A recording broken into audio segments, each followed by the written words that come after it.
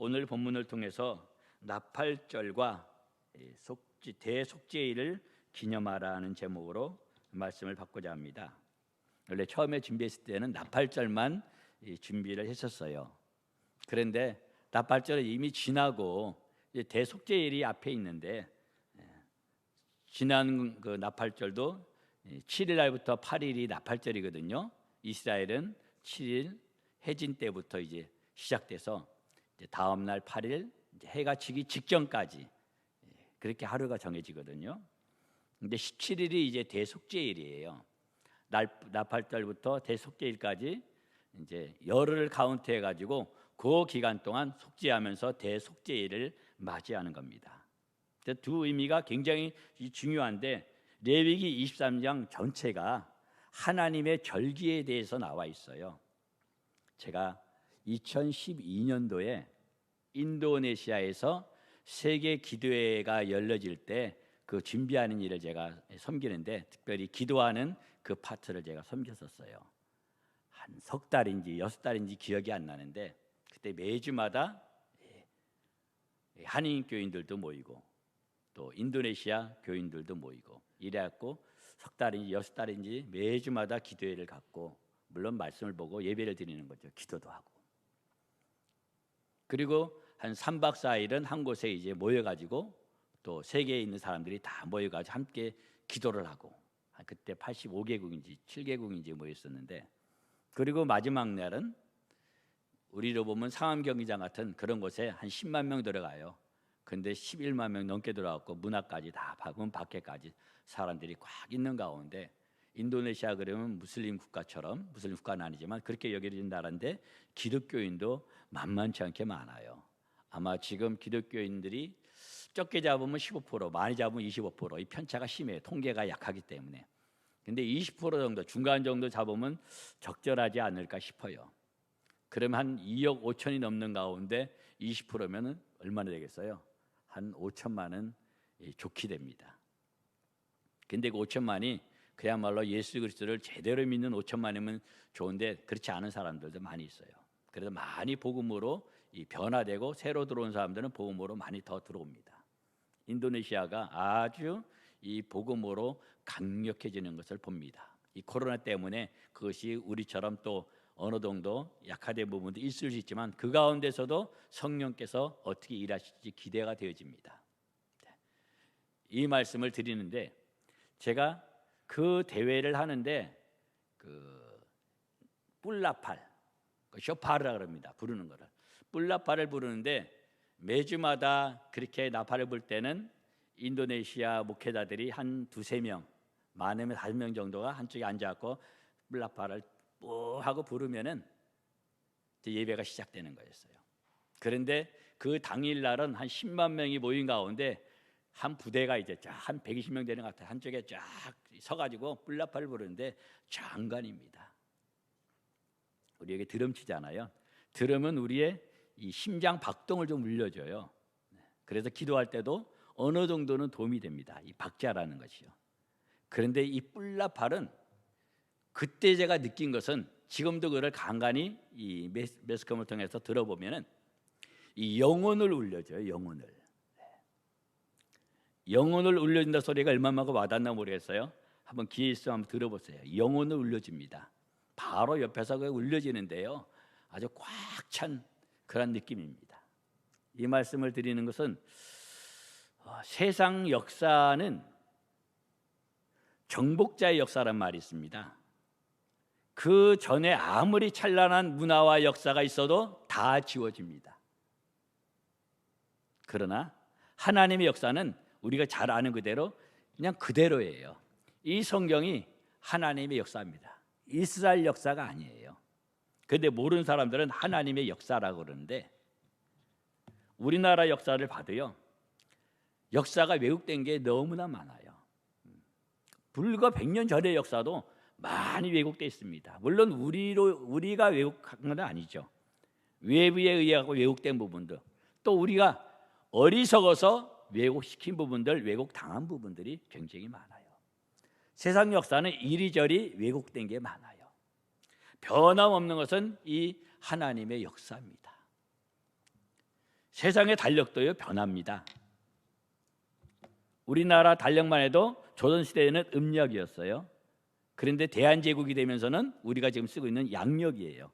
또 우리 어르신들은 또 농사 짓는 분들은 음력도 같이 봐야 되잖아요. 이스라엘 역사도 마찬가지입니다. 바벨론 포로 이후에는 바벨론의 달력을 가지고 썼었어요. 그걸 보통 민간력이라 그래요, 이스라엘에서는. 그러나 원래 이스라엘은 하나님께서 주신 오늘 본문의 레위기 23장에는 그 이스라엘의 히브리 력이 있어요. 절기를 따라 그 역사가 움직여져요. 이거는 변함이 없어요.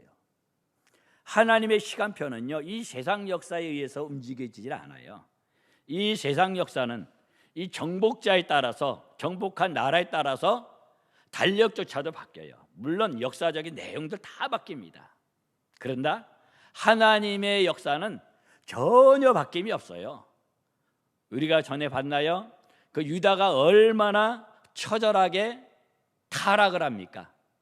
유다가 며느리하고 그렇게 그냥 본의 아니게 며느리인지 모르고 타락을 하는 걸 그대로 기록해 놓잖아요. 얼마나 부끄러운 일이에요. 당연히 이 거룩한 하나님 말씀에 그것이 어떻게 올라가겠어요? 그러나 있는 그대로 인간의 죄악 그대로 올라가는 것이 하나님의 역사입니다. 이 하나님의 역사가 오늘날도 운행되고 있는 것을 우리는 그냥 눈을 감고 있는 건지 모르고 있는 건지 그냥 지나가는 그러한 하나님의 역사입니다. 지혜로운 사람은요, 하나님의 시간표가, 하나님의 역사가 어떻게 흘러가는가 하는 것을 정확하게 볼 수 있는 것이 지혜로운 성도인 줄 믿습니다. 우리 예수님께서 언제 십자가에 돌아가셨죠? 오늘 본문에 6월절을 말씀하고 있습니다. 6월절 날 어린 양 예수 그리스도가 십자가에 딱 돌아가 있어요. 그날. 그리고 예수님께서 오늘 본문에 이어지는 게 무교절입니다. 무교절 날 뭘 하셨나요? 사복음서는 안 나와 있어요. 근데 베드로서 가면요, 베드로전서 3장 19절 20절 가면요, 옥에 있는 영들, 감옥에 있는 영들에게 복음을 전했는데 그들이 누구인가? 노아 시대의 사람들이다. 그렇게 베드로서는 기록하고 있습니다. 물론 이건 난해 구절로 여러 가지의 이론이 많습니다. 어쨌든 있는 그대로 볼 때 예수님께서는 무교절 때 이미 무덤 속에 계셨지만은 생명의 떡 되신 예수 그리스도께서 감옥에까지 가서 선포하신 그 삶이 예수님의 삶입니다. 죽어서까지. 그리고 약속하신 그대로 부활하셨고 그리고 승천하십니다. 그것이 초실절입니다. 있는 그대로 순서예요. 초실절 날 예수님께서 딱 승천하신 거예요. 그리고 약속하신 대로 히브리의 오순절이죠. 77절인 오순절 그날의 성령께서 약속하신 대로 임했어요. 이 네 가지는 역사상에 이미 우리 인간의 시간표에서는 지나갔습니다. 그런데 인간의 시간표에서 볼 때 남은 시간들이 바로 나팔절입니다. 그리고 대속죄일 날입니다.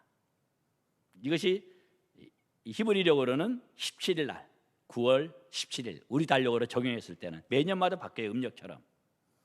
그리고는 수장절이 있습니다. 이 세 절기가 남아있어요. 이 7 절기들은 모두가 다 예수 그리스도에 대해서 말씀하고 있습니다. 지나간 4절기가 예수 그리스도에 대해서 말씀하시는 거 우리가 잘 알잖아요.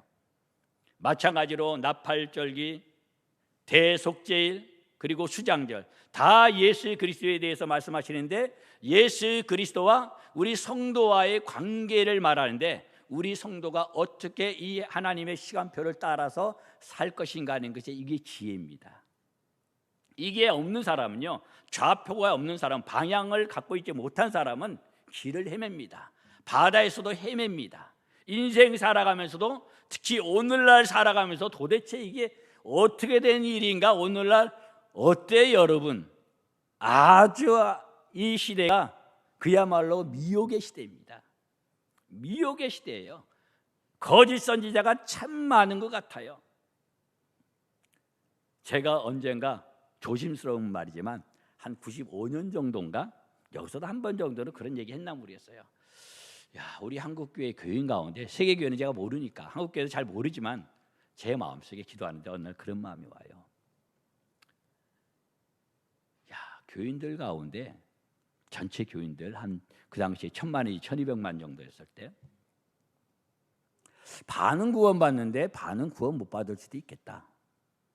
그래서 제가 충격이었어요. 먼저.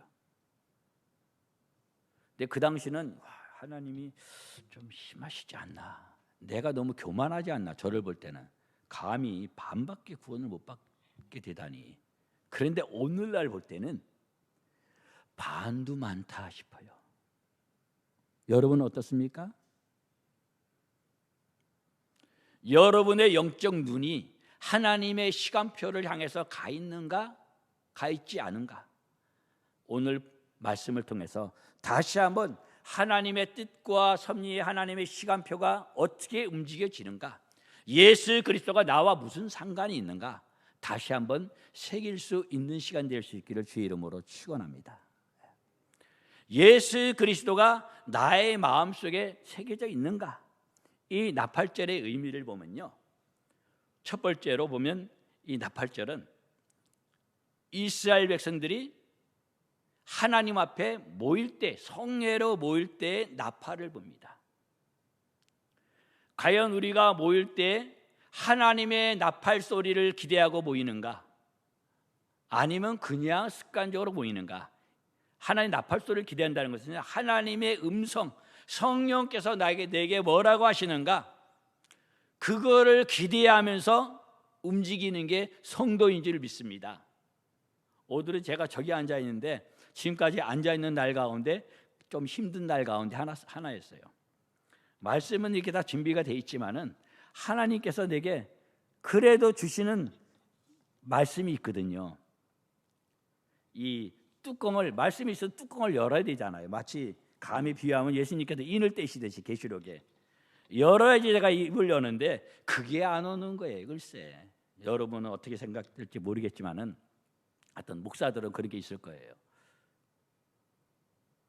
하나님의 시간표에 따라서 예수 그리스도로 말미암아 성령께서 내게 주시는 그 음성을 사모하고 와야 되는 것이 목사인 것과 동시에 여러분도 마찬가지입니다. 사모하고 와야지 주일날마다, 수요일날 새벽 예배, 금요일날 예배 때마다 성령께서 나팔을 부는 그 나팔 소리가 들려지는 겁니다. 그 나팔 소리를 듣고 살아야지 진짜 주님이 오실 때 맞이할 수 있는 겁니다. 모일 때마다 그 나팔 소리를 사모해야 되는 거예요. 그 나팔 소리를 듣고 모여야 돼요. 하나님께서 오늘 내게 뭐라고 하시는가, 그 나팔 소리를 사모하고 듣고 그렇게 돼야 됩니다. 그리고 나팔 소리는요, 이스라엘 백성들이 나팔을 불면은 이동을 합니다.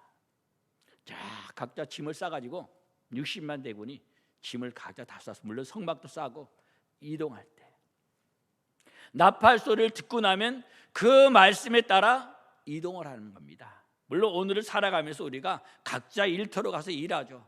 여러 가지 일들을 할 수 있겠지만은 나팔 소리를 듣고 일할 때 거기에 성령께서 함께 하시는 줄을 믿습니다. 이스라엘 백성들이 백전백승, 나팔 소리를 듣고 나갔을 때는 백전백승입니다. 아무리 강한 군대도 나라도 왕들도 두려워 떨었다 하고 성경은 말씀합니다. 다리가 후들후들 간장이 녹았다고 그렇게 성경은 말하잖아요. 하나님의 소리를 듣고 나갈 때는 세상이 성도를 두려워합니다. 그러니까 나팔 소리가 없는 가운데 나가면요, 아이성에서처럼 그냥 축복 낙엽인 거예요. 비참한 일을 당하는 거예요. 조롱거리를 당하는 거예요. 그거는 뭐 목사든 일반 교인이든 그거는 껍데기는 아무 소용이 없는 겁니다. 성도는 나팔 소리를 듣고 가야 됩니다. 이동할 때, 전쟁할 때 나팔 소리를 듣고 전쟁할 때 그 나팔 소리의 주인 대신 성령 하나님께서 우리를 대신해서 싸워주는 줄을 믿습니다. 몸은 내가 그 현장에 있지만은 그 모든 보이지 않는 역사를 일으키는 분은 성령 하나님이십니다. 사람의 마음을 감동시키시기도 하고, 소위 축복을 하나님께서는 동원하시기도 하고, 내 바람을 잡는 천사가 계시록에 나오잖아요. 하나님의 명령에 의해서 재앙도 멈춰지기도 하고, 병이 치유되기도 하고, 축복이 오기도 하고, 그것은 우리 눈에 보이는 역사에 의해서 움직여지는 것이 아닙니다. 하늘의 역사는 하나님께서 허락하셔야 되는데, 하나님의 백성이 이 나팔 소리를 듣고 움직일 때 하늘의 세계도 함께 거기에 맞춰서 움직여지는 겁니다. 하나님께서는 당신 마음대로 이 세상을 움직이시질 않아요. 물론 하실 수가 있어요. 그러나 하나님의 성도를 통해서 그 일을 하십니다. 그 사람이 한 사람일지라도. 그래서 하나님께서는 의인 한 사람을 보겠느냐 그러잖아요. 한 사람만 있으면 하나님은 충분합니다. 물론 열이요, 백이요, 만이요, 그 이상의 모든 인류가 하나님 앞에 서 있다면 얼마나 좋겠어요. 그거야요. 주님께서는 내가 세상을 이처럼 사랑하사 세상을, 모든 사람이 구원받기를 원하는 것이 주님의 본 마음입니다. 그러나 선택은 인생이 하는 거예요. 아무리 선물을 줘도 안 받으려고 그러는 거 어떻게 하겠어요? 아무리 장대뱀을 세워놨어도 안 보는 걸 어떻게 하겠어요? 본 사람만, 뱀에게 물린 죽어가는 사람도 낫는데 무시하고 안 받아들인 사람은 죽는 것이 어떻게 하겠어요? 이 절기도 마찬가지입니다. 절기의 나팔절기에는 나팔절 그 주님을 봐야 됩니다. 이제 대속죄일이 오는데 대속죄일은 그 주님을 바라봐야 됩니다. 오늘 여러분과 함께 또 나누려는 것은 로마서 11장 말씀입니다. 우리 크리스찬들 한번 보세요. 왜 오늘날 한국교회 기독교인들이 단어를 왜곡해가면서 욕을 먹는가? 물론 이방 사람들이 기독교를 무슨 독교라 그러면서 욕을 하잖아요.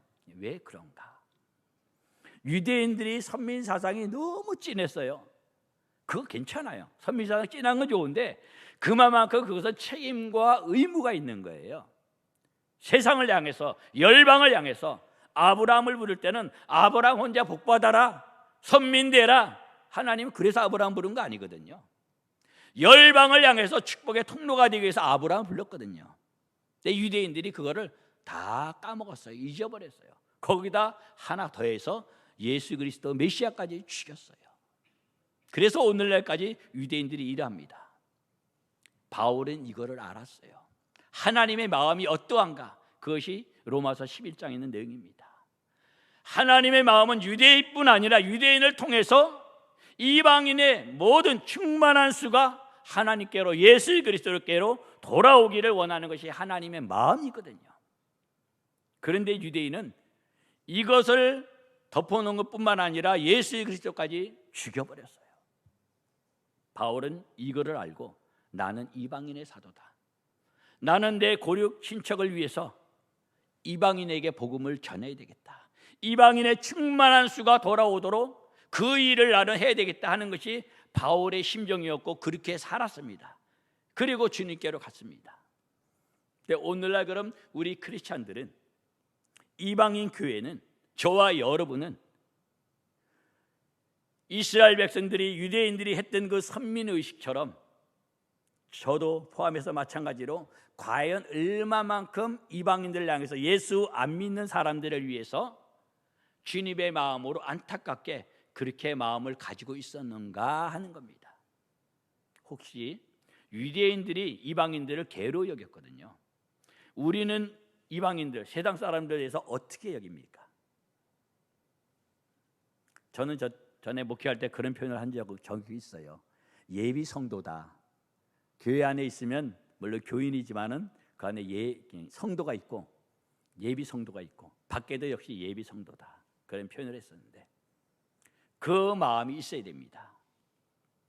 이방인을 향해서 유대인들이 갖지 못했던 이방인 교회로서 우리가 밖에 있는 이방인들을 향해서 주님의 마음을 가져야 됩니다. 여기다가 더 해야 되는 건, 더 중요한 것은 주님께서 유대인을 향한, 하나님 아버지께서 유대인을 향해서 마음을 갖고 있는 그 마음이 어떠한가를 헤아리는 게 굉장히 중요합니다. 그래서 예루살렘의 평안을 구하는 게 굉장히 중요합니다. 예루살렘의 평안과 하나님의 이 절기들과 이것이 함께 움직여집니다. 마지막에 이 역사가 함께 움직여져요. 마지막에 갈수록 그래요. 지금은 그야말로 마지막에 마지막 된 것 같아요. 작년에 제가 계시록 강의, 재작년인가요 벌써? 계시록을 쭉 한 적이 있는데 금요일마다 집회식으로 할 때 계시록을 다 일일이 전하지 못했지만 뒤에는 한꺼번에 2장을 전해가지고 많이 뛰어넘었는데, 마지막에는요 유대인들을 향해서 하나님의 마음이 이방인과 함께 하나가 되는, 에베소서에서 둘이 하나가 되는 이 하나님의 기대하심이 엄청 크거든요. 그러려면은 이 나팔절을 봐야 되고 대속죄일을 봐야 됩니다. 제가 이번에 말씀을 준비하면서 아사셀 양, 바로 대속죄일에 소를 잡고 양을 잡는데, 한 마리씩 잡는데, 이 염소는 2마리를 잡아요. 한 마리는 하나님 앞에 제단에서 잡아서 하나님의 시온자에다 뿌려요. 대제사장만 1년에 한 번 지성소 들어가거든요. 그 피를 갖고 들어가요. 그리고 한 마리는 풀어줘요. 광야에다 풀어주는데 돌아오지 못할 정도로 멀리 데려가서 광야에다 풀어주면은 광야에서 짐승들에게 잡아 먹히든 새들에게 뜯기든 그냥 죽는 거예요. 그렇지 않고 혹 살아남을 수도 있겠죠. 마지막 환난 때에는 우리 성도들은 휴거하게 됩니다. 여기에 들어갈 수 있기를 주의 이름으로 축원합니다. 제가 작년에, 재작년인지 계시록 말씀 나눌 때 휴거에 대해서 여러 차례 나눈 기억이 있습니다. 꼭 휴거할 수 있기를 사모하시기 바랍니다. 물론 하고 안 하고는 하나님 마음대로예요. 믿고 안 믿고는 내 마음대로예요. 내 믿음대로 되리라 했기 때문에, 물론 내 믿음대로 되리라 했을 때는 내 믿음에 대한 그 믿음은 내가 책임져야 돼요. 어떻게 살아야 되는가? 그 믿음은 내가 깨어있는 믿음으로, 미혹되지 아니하는 믿음으로, 말씀에 살아있는 믿음으로 내가 준비해야 돼요. 10처녀 가운데 미련한 5처녀, 지혜로운 5처녀, 슬기로운 5처녀, 차이가 무엇인가 알죠. 우리가 기름병을 따로 준비했나 안 했나 하는 겁니다. 그 기름은 올리브유를 찐 거예요. 찧었다는 것은 십자가에 내가 찧어졌는가 하는 거예요. 내가 날마다 죽노라, 내가 날마다 죽습니다, 이 각오가 있는가 하는 거예요. 이게 믿음이에요. 어제도 잠깐 저희 아내하고 오늘날 크리스찬들은 손해를 안 보는 크리스찬이라는 얘기를 제가 한 2달 정도 떠들고 다녔어요. 기독교인들은 손해를 안 보려고 그래요. 지난달에 제가 잠깐 얘기했나요? 얼마나 지혜로운지 손해를 안 보려고 그래요. 손해를 안 봐요. 이 성경 말씀을 통해 설교를 통해서 지혜를 받았으니 세상 지혜에 능가하죠. 그런데 하나님의 지혜는요, 손해를 보는 지혜예요. 십자가를 지는 지혜예요. 지혜로운 5처녀는 다른 차이 없습니다. 기름이 있다 없다거든요. 기름은 다른 방법이 없어요. 십자가를 질 때만이 기름이 만들어지는 거예요. 다른 방법이 없어요. 감람유를, 올리브유를, 이걸 잎사귀를 찧었을 때 거기에 기름이 나오는 거예요. 우리 요번에 그 들깨, 참깨, 그걸 갖다가 꽉 짠 거를 갖다가 병에 담아가지고 선물을 좀 했거든요. 그 사갖고 너무 고소해갖고 오리지널이니까 그야말로 진이겨진 거죠. 기계에 진이겨진 거죠. 옛날에는 그런 기계가 없었기 때문에 손으로 했겠지만 진이겨진 가운데 기름이 나오는 거예요. 우리 기독교인들은요, 성도라는 것은 십자가를 지는 가운데 기름이 나오는 거예요. 그 외에는 답이 없어요. 그런데 다른 걸 가지고 기름을 만들려고 그래요. 그거는 미련한 5처녀인 거예요. 주님 오실 때 그때 호둥지둥 돼야 기회가 없어요. 우리가 주님 다시 오시는 그 나팔절을 준비하는데 이 기름이 있어야 되고요. 그리고 대속죄일 때, 대속죄일은 유대인들이 이제 우리 이방인들은 개인적으로 주 예수를 믿으라, 그리하면 너와 내 집이 구원받으리라, 개인적으로 또 가정적으로 구원을 받아요. 예수께 돌아와요. 물론 유대인 가운데도 지금 한 대략 2만 5천 명 정도가 예수를 메시아의 주라 그래갖고 예수를 영접한 사람이 있어요. 그런 이방인들처럼 개인적으로 영접한 거예요. 그런데 본래 이스라엘은요, 민족적으로 예수께 돌아오게 돼 있어요. 하나님의 각본이 그래요.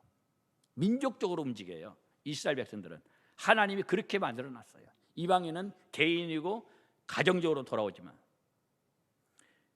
우리가 전에 봤던 계시록에 7장 14만 4천에 대해서 나와 있잖아. 이단들은 이걸 가지고 자기네 걸로 써먹는데요.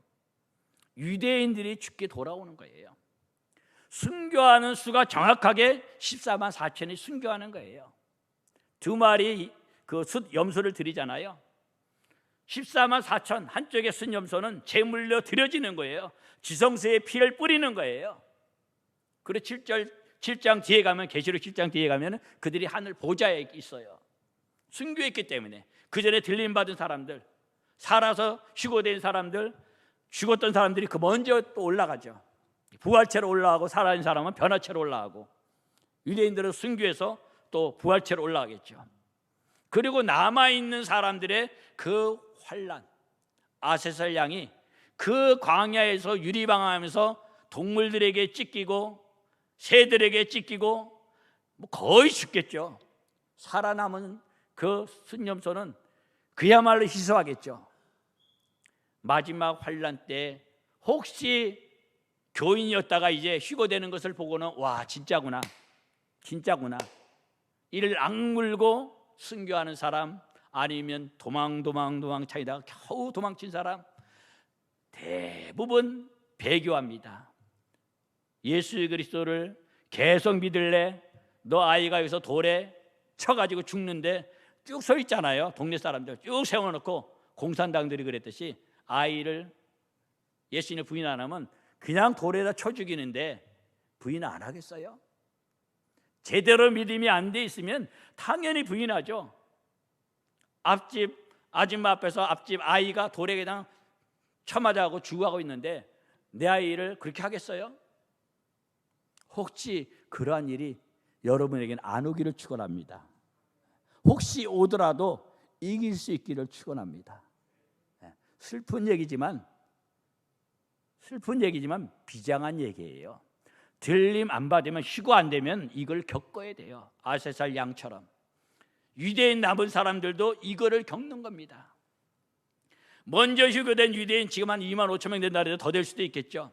휴거되면 그들도 함께 휴거되겠지만, 남아있는 기독교 교회 안에 있던 사람들, 또 유대인의 순교하지 못하고 남아있는 사람들 처참할 거예요. 제대로 믿읍시다. 우왕좌왕하고 시대가 이르니까 이럴 때가 아니에요. 제대로 믿읍시다. 그렇게 많이 안 남은 것 같아요. 그 날짜는 모르지만은 그 시즌은 안다 그랬어요, 예수님께서요. 바로 이 절기를 따라서 우리가 예수님을 바라보고 살아가면요, 우리의 신앙을 점검하고 언제 주님이 오실지라도 아멘 주 예수여 오시옵소서 하고 갈 수 있게 되는 줄을 믿습니다. 우리가 이 세상을 살아가면서 내 신앙이 어떠한가, 나는 어디까지 와 있는가, 이것을 볼 수 있는 눈이 복된 눈인 줄을 믿습니다. 마음이 청결한 자가 하나님을 볼 것이요 그랬잖아요. 하나님을 어떻게 감히 보겠어요? 마음이 청결한 자는 하나님의 뜻과 섭리를 알 수가 있어요. 이미 하나님께서는 레위기뿐 아니라 온 성경에, 제가 성경 구절을 많이 찾아왔는데 다 여러분과 나눌 수는 없고 한 3절만 나누겠습니다. 마태복음 24장 31절 보면요, 이렇게 돼 있어요. 주께서 큰 나팔 소리와 함께 천사들을 보내리니 그들이 그의 택하신 자들을 하늘 이 끝에서 저 끝까지 사방에서 모으리라. 나팔 소리와 함께 천사들이 모읍니다. 주의 백성들이요. 뭐 하기 위해서요? 들려 올라가게 하기 위해서. 주님께서는 공중에 강림해 계시고 우리는 구름 속으로 올라가는 겁니다. 또 데살로니가 전서 4장 16절에 보니까 주께서 호령과 천사장의 소리와 하나님의 나팔 소리로 친히 강림하시리니, 또 이어서 17절에는 그 후에 우리 살아남은 자들도 그들과 함께 구름 속으로 끌려 공중에서 주를 영접하게 하시리니 그리하여 우리가 항상 영원히 주와 함께 있으리라. 먼저 죽었던 사람들이 부활해서 올라갑니다. 예수님 부활하실 때도 예수님 올라가시고 첫 열매로 올라가시고, 그리고 무덤이 열려가지고 그동안 죽었던 구약의 모든 사람들, 물론 성도들이죠. 죽었던 사람들이 다 주님과 함께 올라갑니다. 그게 마태복음 27장에 보면 있습니다. 그리고 이제 예수님께서는 지금 우편 보좌에 계시잖아요. 그들도 지금 낙원에 있습니다. 물론 그때 못 올라간 사람은 다 음부에 있죠. 그리고 주님이 다시 우리를 부르실 때는 그때 우리가 휴거되기 전에 죽었던 사람들이 먼저 일어나 부활체로 올라갑니다. 그리고 동시에 우리도 순간 타이밍이 약간 늦겠죠. 0.001초 우리도 변화체로 올라가죠. 저와 여러분이 여기에 꼭 속하기를 주의 이름으로 축원합니다. 92년도가 이장림 씨, 그 주님이 재림하는 것에 대한 부분, 그 사람이 아주 사단 노릇을 해가지고 한국 교회에 재림 얘기만 하면 다 이단으로 불려갖고 재림에 대해 설교를 못해 다들. 그런데 저는 굿세어라 금순하면서 한 22살 때부터, 그때가 82년도 정도죠. 이장림 씨 10년 전 굿세어라 금수나 재림을 그때부터 제가 외칩니다. 그 당시는 또 커서도 우리 김영성 전사가 어리니까 그냥 아멘만 했지만은 근자에는 아빠가 이래서 그 말을 했구나 하고 알아주니까 이 아빠로서 얼마나 기분이 좋은지 모르겠어요. 우리가 하나님 앞에, 주님 앞에 설 날을 늘 깨어서 최선을 다하는 겁니다. 그리고 실제 살아가면서는 스피노자가 그 말을 했나요? 스피노자가 아닌 다른 사람이 했다는 말도 있긴 한데 누가 했든 간에 내일 지구가 망할지라도 오늘 사과는 심는 거예요. 공부하는 사람 열심히 공부하고, 교회 마치 리모델링하면 리모델링 하는 사람 하고, 나무 심는 사람은 심고, 각자 일해서 또 최선을 다하는 거예요. 최선을 다하되 십자가를 지는 최선을 다하는 거예요. 손해 안 벌려고 돈 벌려고 바득바득 그거 말고요, 하나님 앞에서 하는 거예요. 성스럽게 하는 거예요. 돈 버는 일도. 그래서 직업에는 기천이 없는 거예요. 엔달에 비하면 똥을 펄지라도 거룩한 일이에요. 예수님을 모시고 있으면, 예수님을 모시고 있지 않으면 대통령도 반대가 되는 거예요. 직업에는 그래도 기천이 없는 거예요. 이 땅에서 예수를 믿고 우리 주님 오실 날을 사모하면서 살아갈 때 그게 거룩한 성도예요. 그러한 성도로서 저와 여러분이 주님 앞에 다 들림 받기를 간절히 소원합니다.